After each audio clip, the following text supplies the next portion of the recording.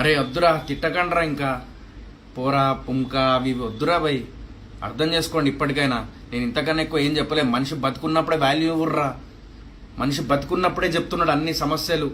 ఇప్పటికైనా మారండి. ఇప్పటికైనా మీరు ట్రోలింగ్ ఆపండి. ఇప్పటికైనా మీరు అదంతా ఇది చేయండి. నా కష్టానికి 12, 13, 14 సంవత్సరాల నుంచి 14 years కష్టము ఒక్క రోజులో ఒక్క రివ్యూతోని కొట్టిపడేసిండు.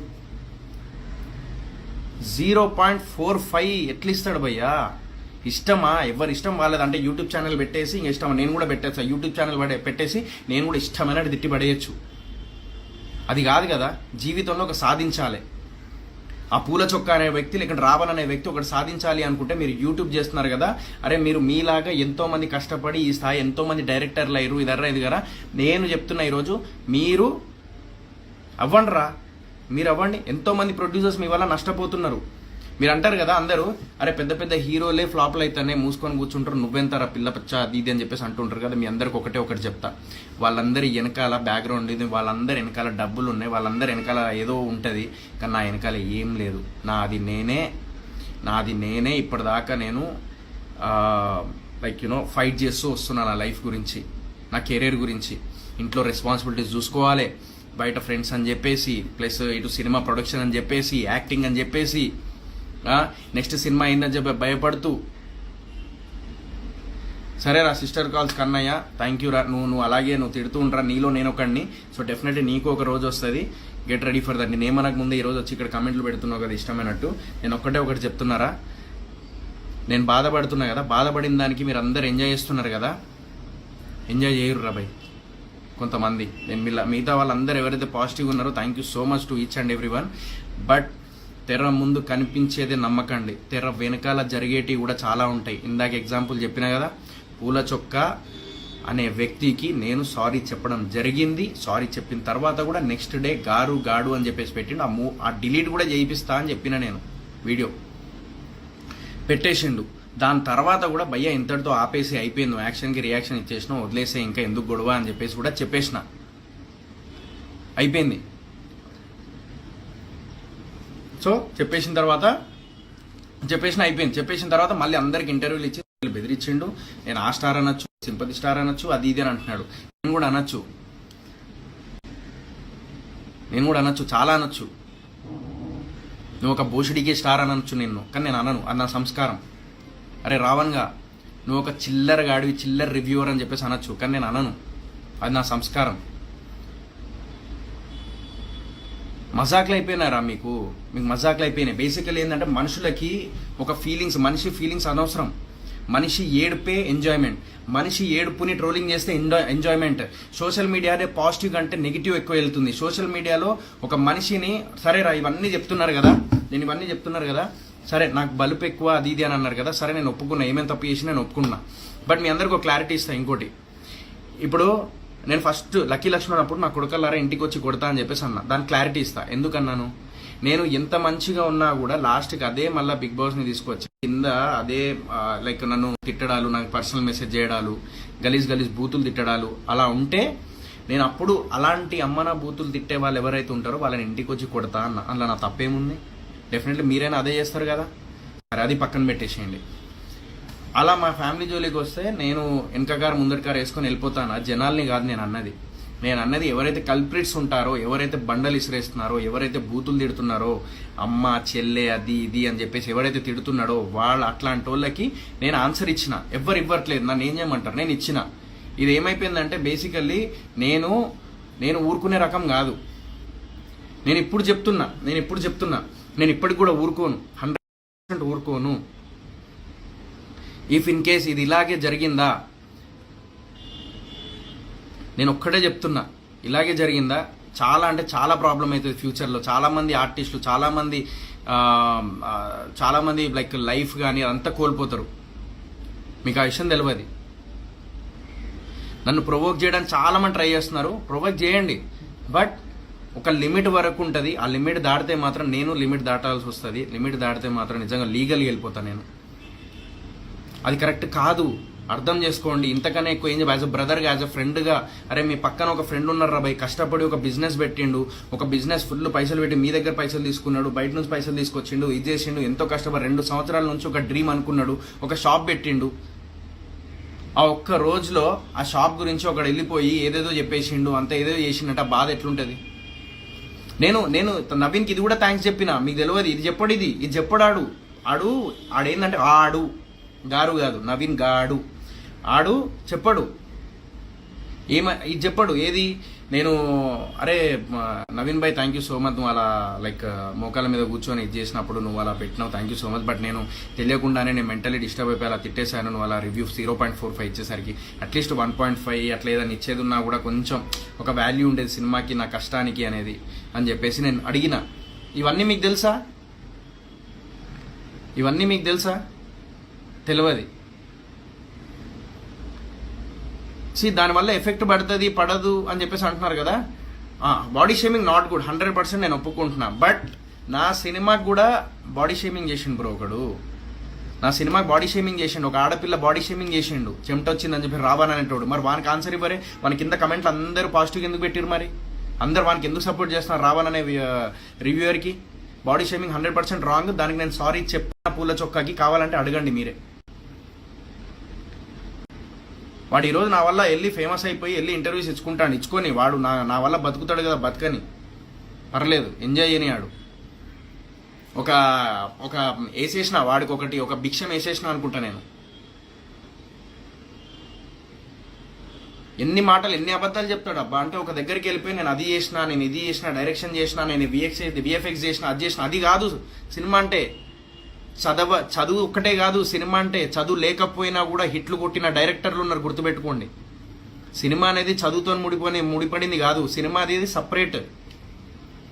సినిమా అనేది ఎగ్జిక్యూషన్. సినిమా అనేది ఒక కమిట్మెంట్.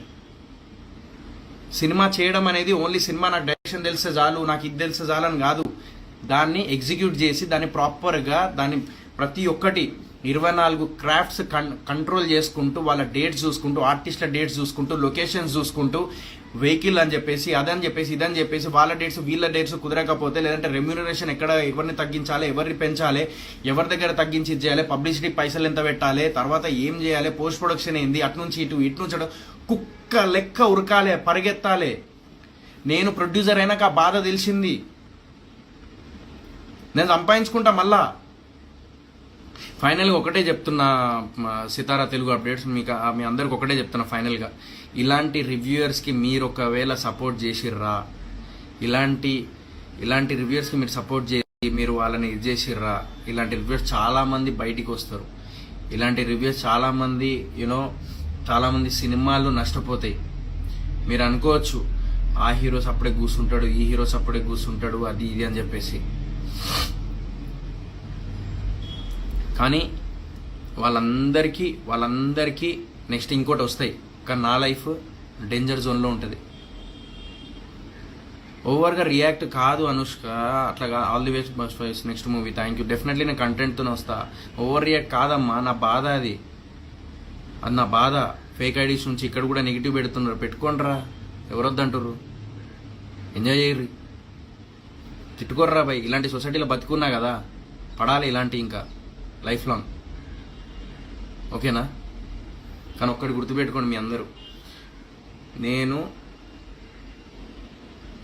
ఎంత కష్టపడి నేను ఈ సినిమా చేశాననేది నాకు మాత్రమే తెలుసు. నేను ఏదో సింపతికో లేకపోతే ఏదో ఏడవడము అదంతా నేను కావాలని చేయలేదు, అలా వచ్చేసింది. నేను అంత గంభీరంగా అంత ఇదిగా ఉండేవాడిని, అంత లోగా, అంత నేను దిగజారిపోయిన, అంత కోపంలో ఇష్టమైనట్టు బాడీ షేమింగ్ చేసి మాట్లాడాలి. అవన్నీ ఎందుకు చేసిన అంటే, ఓకే అదంతా నేను చేసింది ఓకే, నేను సారీ కూడా చెప్పేసిన దానికి అని చెప్పేసి నేను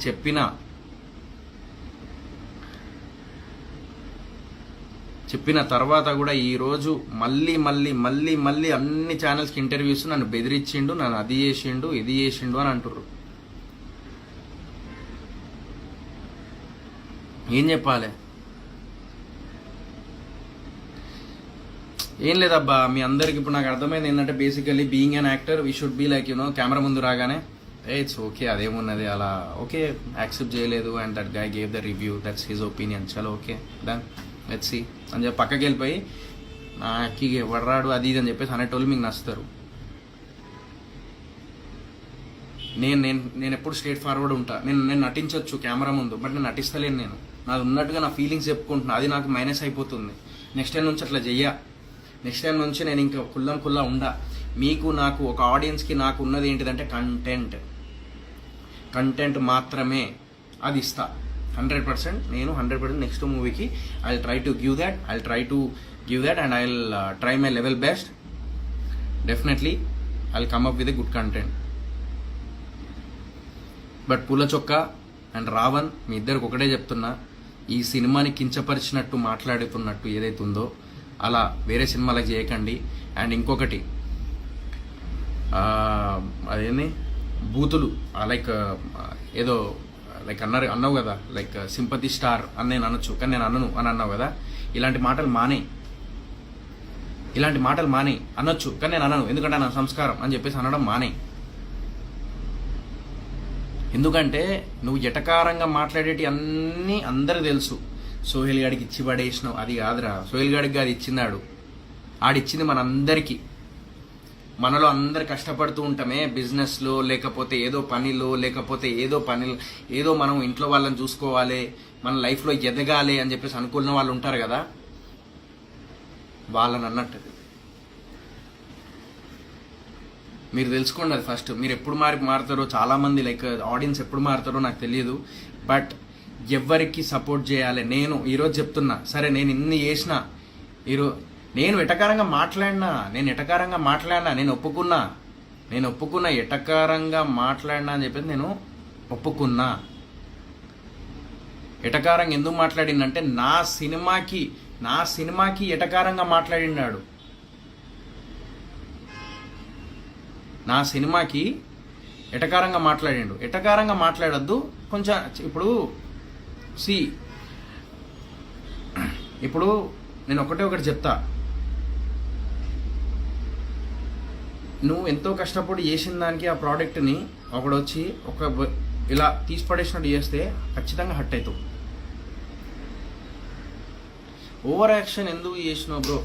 సో నేను చెప్పినా కదా, నాకు మెంటల్లీ చాలా డిస్టర్బ్ అయిపోయినా. I was not at all in my control at that time. చాలా ఘోరంగా డిప్రెషన్లోకి వెళ్ళిపోయినా. సడన్గా నేను తీసుకోలేకపోయినా. మన జేబులోకి వెళ్ళి ఒక 10,000 పోతేనే 100 సార్లు ఆలోచించే రకం మన సొసైటీ. అలాంటిది అంత కష్టపడి కోట్ల రూపాయలు సినిమా తీసినప్పుడు ఒకడు వచ్చి అలా చెప్తూ ఉంటే తీసుకోలేకపోయినా కూడా అదే రోజు నైట్ నేను సారీ చెప్పినా.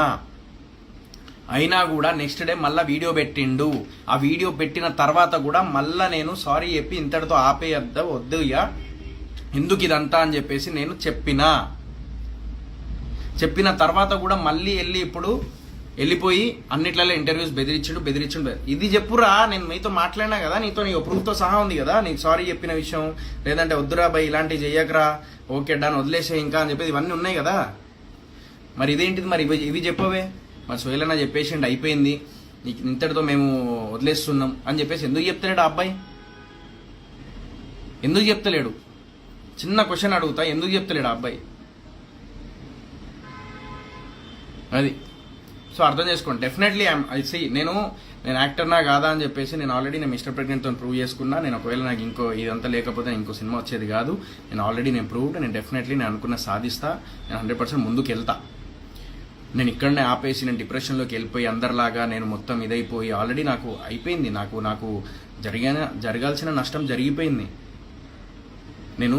నేననేది ఇండస్ట్రీలో లేకపోతే ఆడనేవాడు ఉండడు అని చెప్పేసి ఎందుకనంటే, ఉండడు అంటే రివ్యూస్ ఇవ్వడానికి ఉండడు.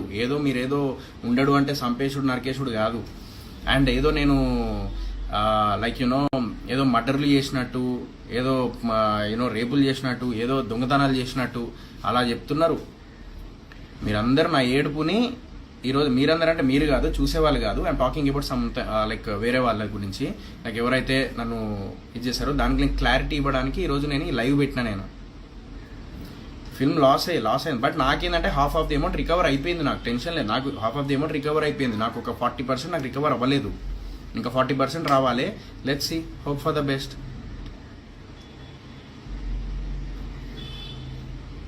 అది సో డెఫినెట్లీ నేను చెప్తున్నా, రివ్యూస్ ఇవ్వు. పూల చొక్కా నువ్వు రివ్యూస్ ఇవ్వు. అని రావన్ రివ్యూస్ ఇవ్వు, వద్దనట్లేదు, కానీ ఇచ్చే విధానం మార్చుకుంటారు మీరు. ఇచ్చే విధానం మార్చుకోండి, అది బాగుంటుంది.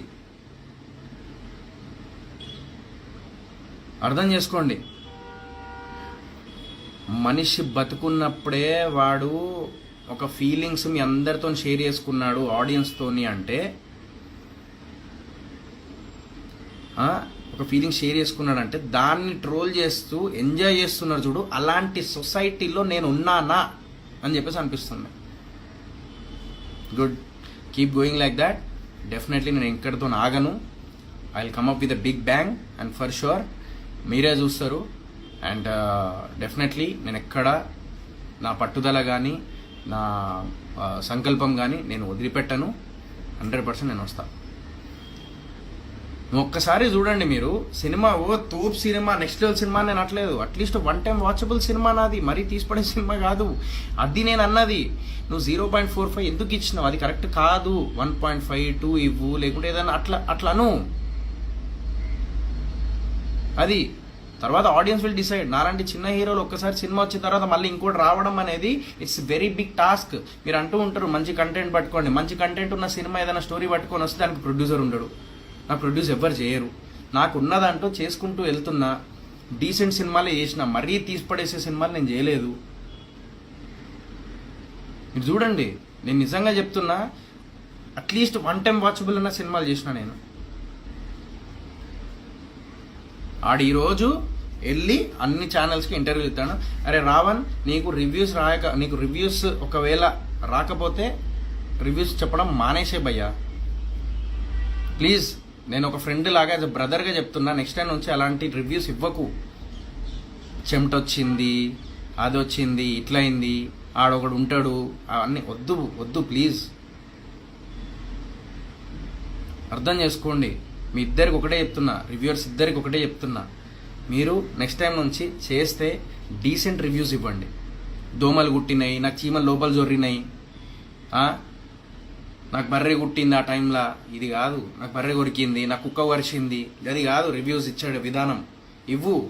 నీ కుక్క కరితేంది, నీకు దోమలు కుడితే నాకేంది, అవి ఎందుకు ఆడ ఎప్పుడు ఏమరా బాలరాజు అంట, ఏమరా చింపురి చెట్టు అని చెప్పి నేను కూడా చేయొచ్చు. వద్దు అది. సో ఐ రెస్పెక్ట్ యూ పూల చొక్క. నేను ఇందాక ఈ లైవ్కి వచ్చే ముందు కూడా నేను పూల చొక్క మాట్లాడింది ఒకటి విన్నా నేను. ఏంటిది, లాస్ట్కి ఒక మాట అన్నాడు. సరే సోయల్ అన్న ఇట్లా ఎమోషనల్గా అడిగాడు కాబట్టి సోయల్ గారు ఇట్లా అడిగారు కాబట్టి ఒకసారి మీరు కూడా ట్రై చేయండి, ఎలా ఉందో చెప్పండి అని చెప్పేసి అన్నాడు. That's a good word what he use. Definitely I will accept that.